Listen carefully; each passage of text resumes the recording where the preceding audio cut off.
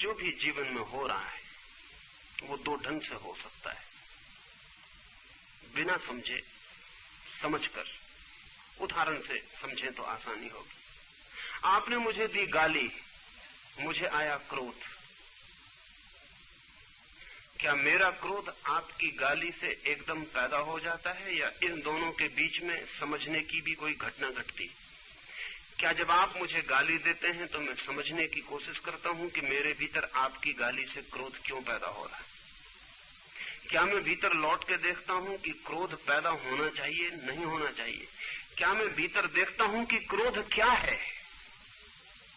अगर ये मैं कुछ भी नहीं देखता, आपने गाली दी और मैंने क्रोध किया,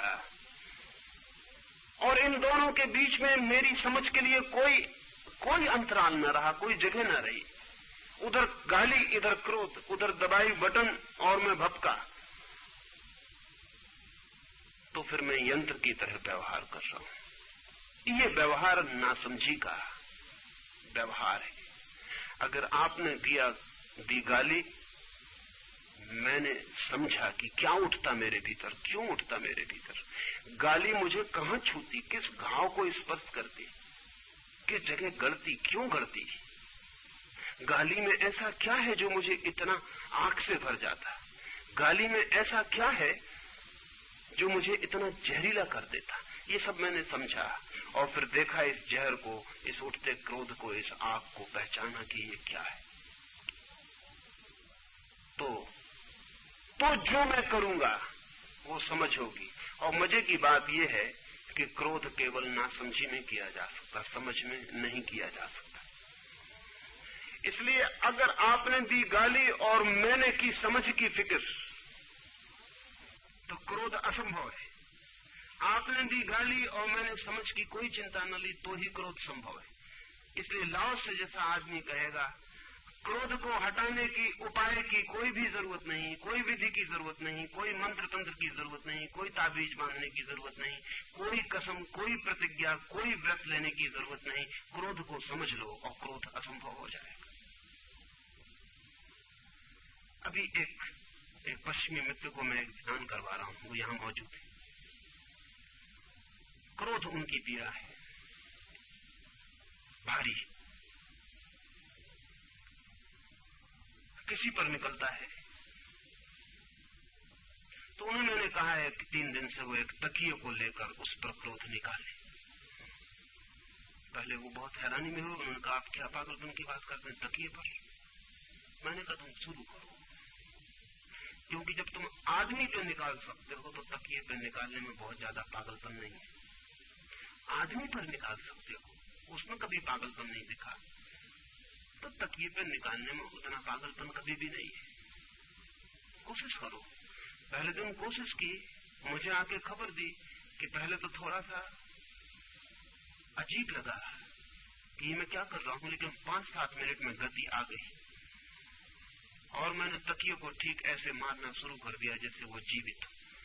और न केवल जीवित बल्कि थोड़ी ही देर में मेरी जिस व्यक्ति से सर्वाधिक शत्रुता रही है, तकिया उसका ही रूप हो गया। मुझे उसकी याद आ गई जो 10 साल पुरानी, जिसे मैंने मारना चाहा था और नहीं मारा, उसका चेहरा तकिया में मुझे दिखाई पड़ने लगा। हंसी भी आई, बेचैनी भी हुई और रस भी आया और मारा भी। अब वो 3 दिन से तकिए को मार रहे हैं। आज सारी रिपोर्ट दे गए हैं, वो चकित करने वाली रिपोर्ट है। वो पूरी रिपोर्ट ये है कि पहले दिन वो सब चेहरे आने शुरू हो गए जिनको मारना चाहा और नहीं मार पाए। दूसरे दिन चेहरे खो गए, शुद्ध क्रोध रह गया, निकल रहा है एक तरफ से दूसरी तरफ कोई भी नहीं, शुद्ध क्रोध। और तब उनको समझ आया कि ये तो सिर्फ बहाने थे लोग जिन पर मैंने निकाला, ये आग तो मेरे भीतर ही है जो बहाने खोजती। तब एक अंडरस्टैंडिंग पैदा हुई, एक समझ पैदा हुई, क्रोध को एक नए रूप में देखा। आज वो दूसरे पर निकलने का, दूसरे पर जुम्मा ना रहा, आज अपने ही भीतर कोई आग है जो निकलना चाहती, अपने पर ही जुम्मा आ गया। ऑब्जेक्टिव ना रहा, सब्जेक्टिव हो गया। आपने गाली दी इसलिए क्रोध किया था, ऐसा नहीं। अब समझ में आया कि मैं क्रोध करना चाहता था और आपकी गाली की प्रतीक्षा थी। और अगर आप गाली न देते तो मैं कहीं और से गाली खोजता, मैं उकसाता कि गाली दो, मैं ऐसी तरकीब करता, मैं ऐसी बात करता, मैं ऐसा काम करता कि कहीं से गाली आए, क्योंकि मेरे भीतर जो भर गया था वो रिलीज होना चाहता था, उससे मुक्त होना जरूरी था।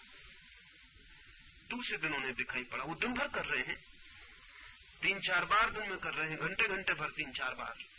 दूसरे दिन उन्हें दिखाई पड़ा कि ये क्रोध किसी पर नहीं है, क्रोध मेरे भीतर है।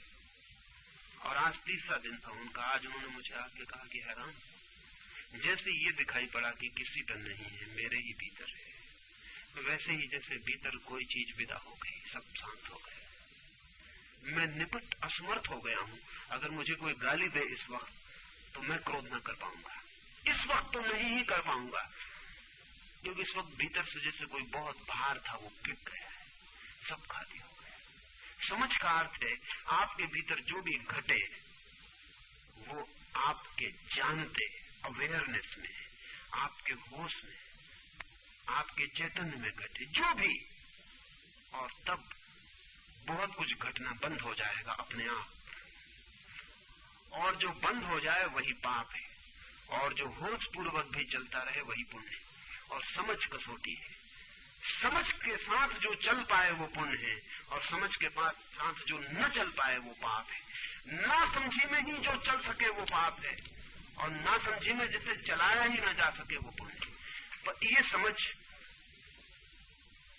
का अर्थ इतना ही हुआ कि मेरे भीतर जो भी घटता है वो मेरे ध्यान पूर्वक घटे, मेरे गैर ध्यान में ना घटे। और सब गैर ध्यान में घटता है। कब आप क्रोधित हो जाते हैं, कब आप प्रेम से भर जाते हैं, कभी आप सुख अनुभव करते हैं, कब दुख अनुभव करते हैं, सब भान के बाहर, अनकॉन्शियस।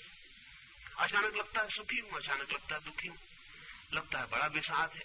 और जब आपको विषाद लगता है तब आप ये नहीं सोचते कि मेरे भीतर से आ रहा, तब आसपास आप कारण खोजते हैं, कौन कर रहा है विषाद में मुझे डाल रहा है, लड़का डालता है कि लड़की, की पत्नी, की पति, की मित्र, की धंधा, कौन है।